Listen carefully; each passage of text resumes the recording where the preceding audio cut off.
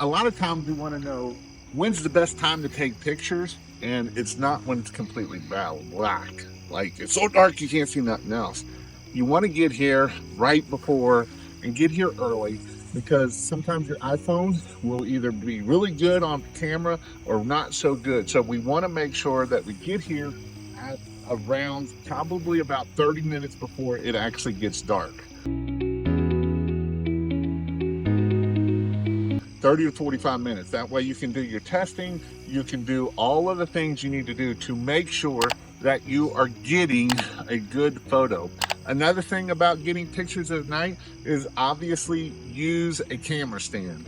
Another thing you can do is, a lot of times, is if you can take video, you can take screenshots from your video, which is another thing to help you get great shots.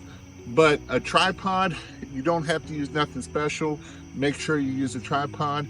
If you're going to do it on the iPhone settings, make sure that you take and do it on night settings. So when you touch the button, you want it to be about 3 to 5 seconds before that photo actually takes. So that way when you touch it, it moves the camera a little bit and it's not going to make it bad. So you want to make sure to get great shots here.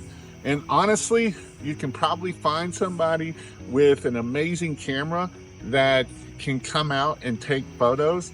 And a lot of times you want to get to your best house first. I always like getting there way before dark so we can kind of make sure everything looks good. You got all your lights on, you don't have bulbs out, you don't have lights hanging down. So make sure you bring your ladder when you're coming, and if you're bringing a professional with you, that way the last thing you want to do is have that stupid peak bulb out there. Another cool thing to do too is if you can get the moon in the background, or maybe you have mountains, or maybe you have different things, can really help your camera get some great shots. Now, I know you can go get some high dollar cameras and stuff like that, but honestly, I've seen a lot of amazing pictures even come out of just a iPhone. So yes, if you want to go higher end, I would highly recommend you to do that too.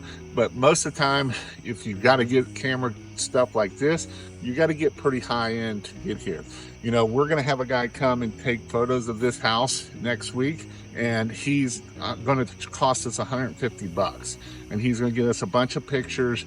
And so it's worth to hire a photographer, even if you got to hire them 4 or 5 hours to get you the film that you need. So that way they can make it look amazing. So just some quick tips, reminder, you know, a tripod is by far something that you need. You can get them from anywhere from 30 to 150 bucks. Mine is a $30 one. It works great. I use it for pressure washing. I beat it up, I throw it around, it still works great.